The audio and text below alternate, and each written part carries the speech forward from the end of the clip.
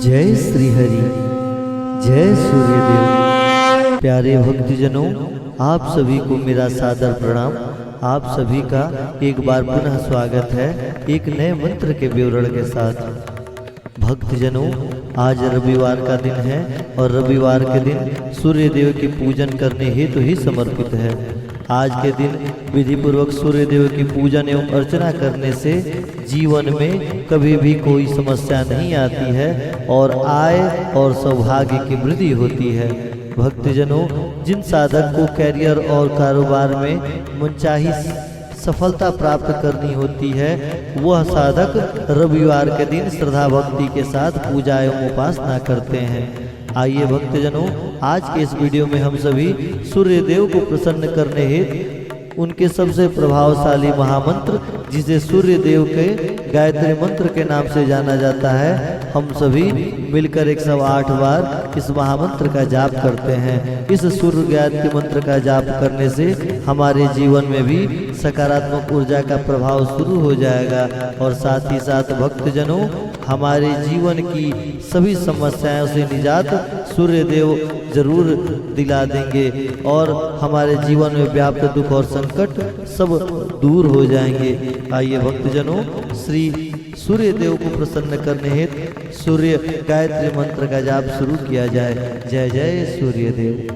ओम आदित्याय विद्महे दिवाकराय धीमहि तन्नः सूर्यः प्रचोदयात्। ओम आदित्याय विद्महे दिवाकराय धीमहि तन्नः सूर्यः प्रचोदयात्। ओम आदित्याय विद्महे दिवाकराय धीमहि तन्नः सूर्यः प्रचोदयात्। ओम आदित्याय विद्महे दिवाकराय धीमहि तन्नः सूर्यः प्रचोदयात्। ओम आदित्याय विद्महे दिवाकराय धीमहि तन्नः सूर्यः प्रचोदयात्। ओम आदित्याय विद्महे दिवाकराय धीमहि तन्नः सूर्यः प्रचोदयात्। ओम आदित्याय विद्महे दिवाकराय धीमहि तन्नः सूर्यः प्रचोदयात्। ओम आदित्याय विद्महे दिवाकराय धीमहि तन्नः सूर्यः प्रचोदयात्। ओम आदित्याय विद्महे दिवाकराय धीमहि तन्नः सूर्यः प्रचोदयात्। ओम आदित्याय विद्महे दिवाकराय धीमहि तन्नः सूर्यः प्रचोदयात्। ओम आदित्याय विद्महे दिवाकराय धीमहि तन्नः सूर्यः प्रचोदयात्। ओम आदित्याय विद्महे दिवाकराय धीमहि तन्नः सूर्यः प्रचोदयात्। ओम आदित्याय विद्महे दिवाकराय धीमहि तन्नः सूर्यः प्रचोदयात्।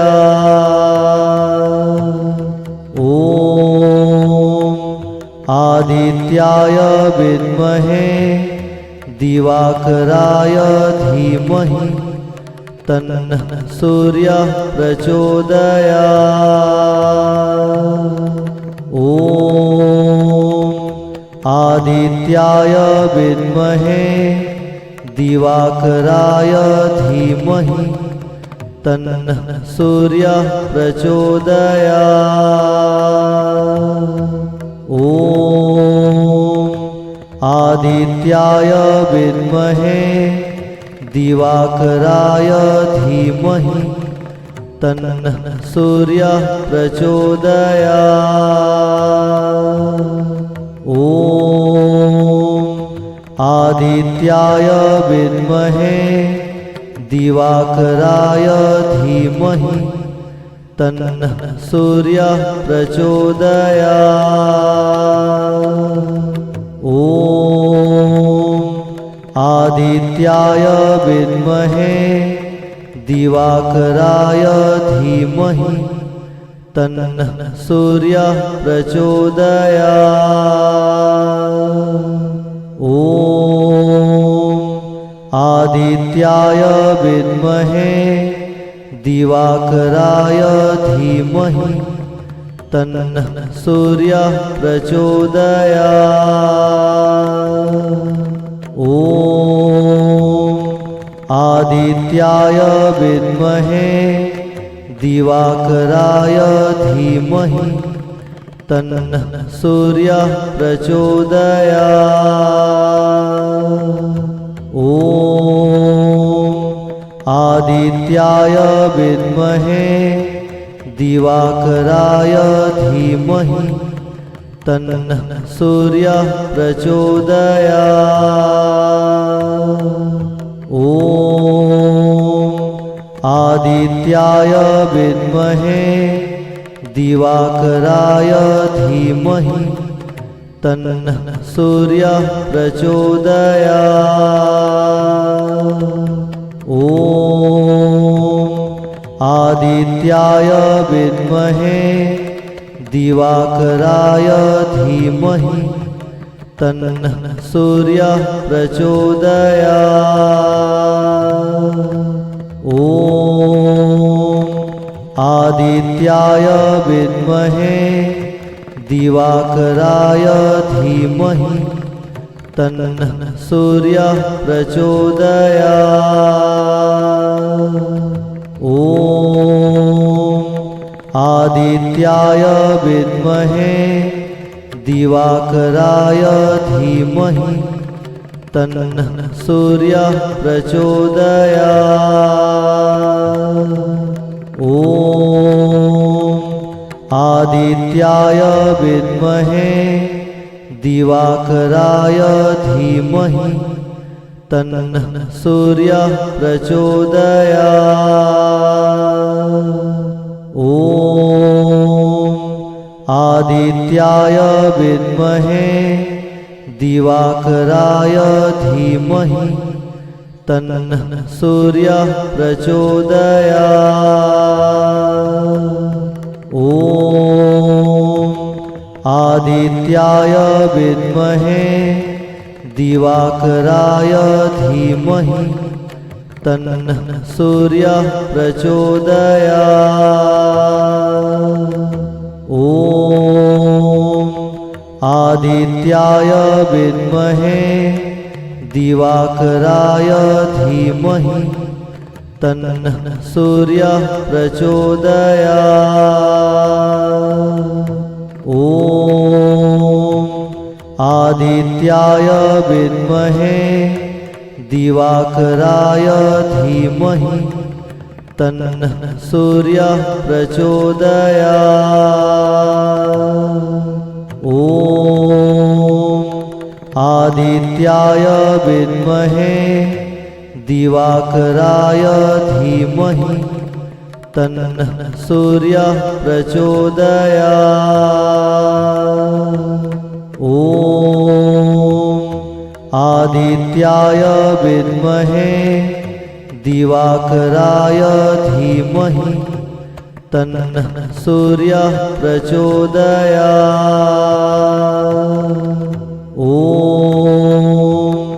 आदित्याय विद्महे दिवाकराय धीमहि तन्नः सूर्यः प्रचोदयात्।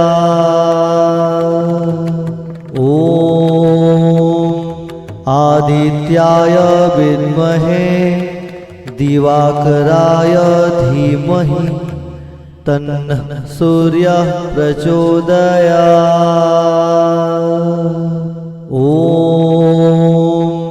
आदित्याय विद्महे दिवाकराय धीमहि तन्नः सूर्यः प्रचोदयात्।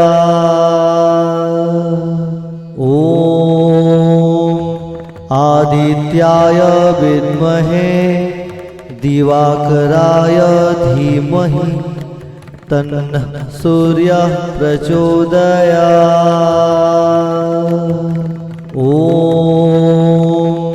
आदित्याय विद्महे दिवाकराय धीमहि तन्नः सूर्यः प्रचोदयात्।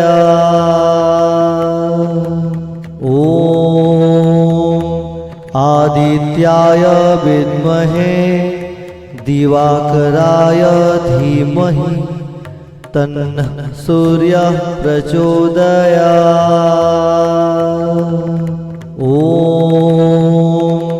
आदित्याय विद्महे दिवाकराय धीमहि तन्नः सूर्यः प्रचोदयात्।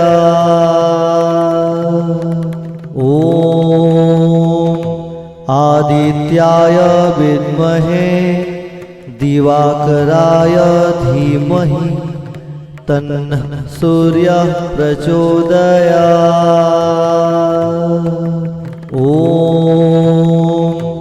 आदित्याय विद्महे दिवाकराय धीमहि तन्नः सूर्यः प्रचोदयात्।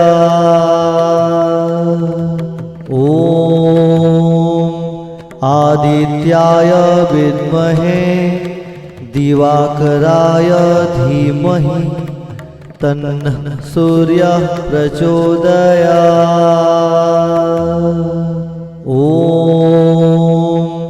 आदित्याय विद्महे दिवाकराय धीमहि तन्नः सूर्यः प्रचोदयात्।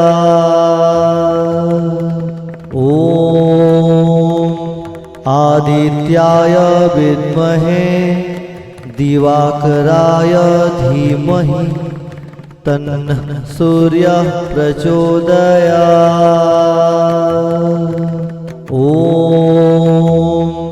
आदित्याय विद्महे दिवाकराय धीमहि तन्नः सूर्यः प्रचोदयात्।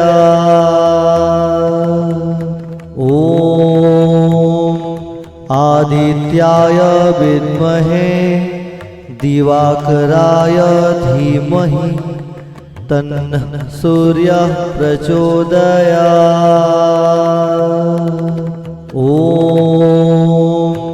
आदित्याय विद्महे दिवाकराय धीमहि तन्नः सूर्यः प्रचोदयात्।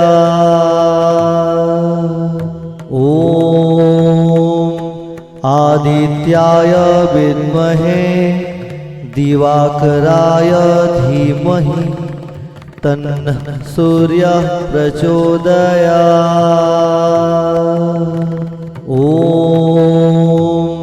आदित्याय विद्महे दिवाकराय धीमहि तन्नः सूर्यः प्रचोदयात्।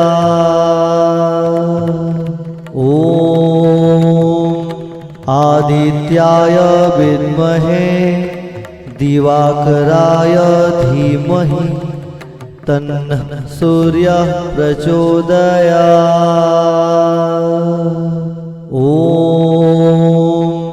आदित्याय विद्महे दिवाकराय धीमहि तन्नः सूर्यः प्रचोदयात्।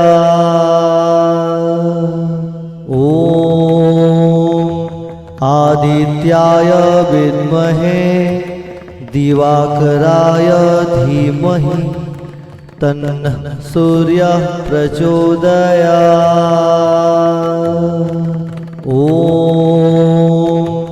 आदित्याय विद्महे दिवाकराय धीमहि तन्नः सूर्यः प्रचोदयात्।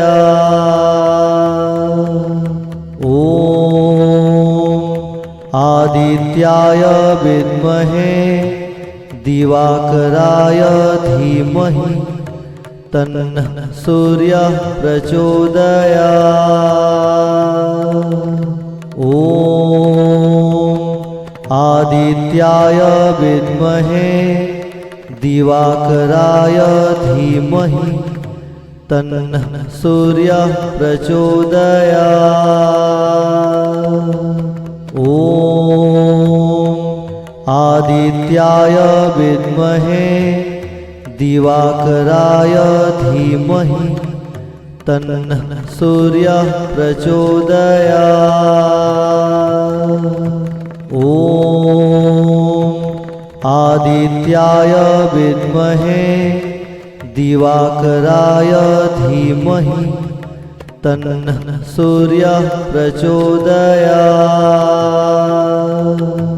ॐ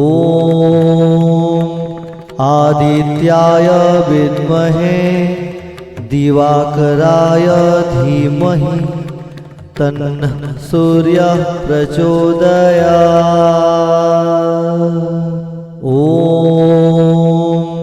आदित्याय विद्महे दिवाकराय धीमहि तन्नः सूर्यः प्रचोदयात्।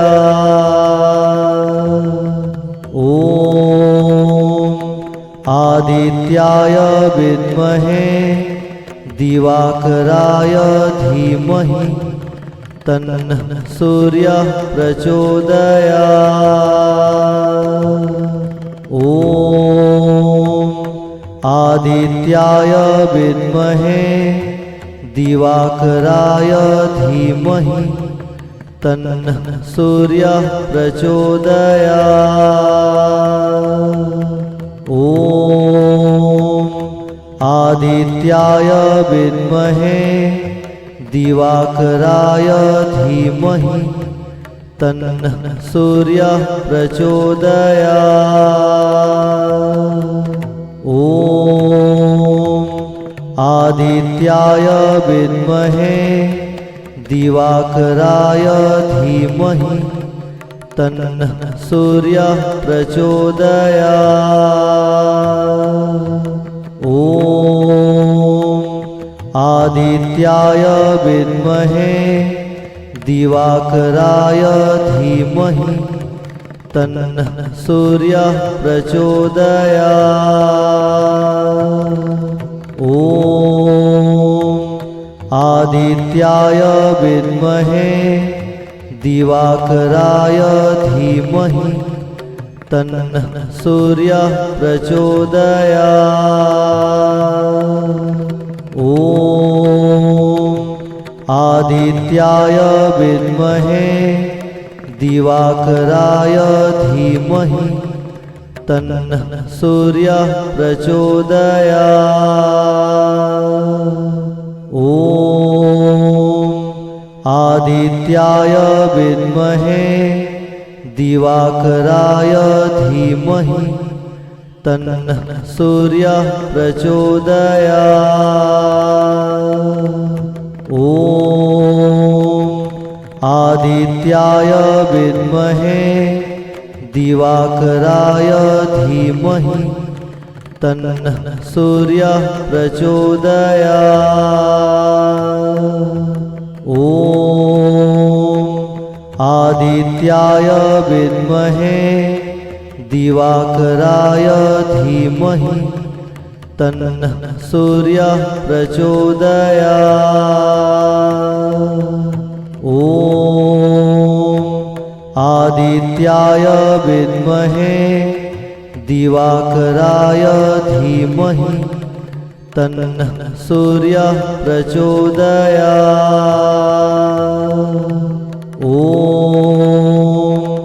आदित्याय विद्महे दिवाकराय धीमहि तन्नः सूर्यः प्रचोदयात्। ॐ आदित्याय विद्महे दिवाकराय धीमहि तन्नः सूर्यः प्रचोदयात्। ॐ आदित्याय विद्महे दिवाकराय धीमहि तन्नः सूर्यः प्रचोदयात्। ॐ आदित्याय विद्महे दिवाकराय धीमहि तन्नः सूर्यः प्रचोदयात्। ॐ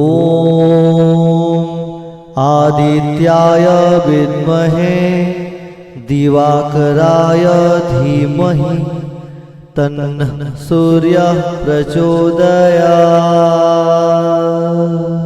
ॐ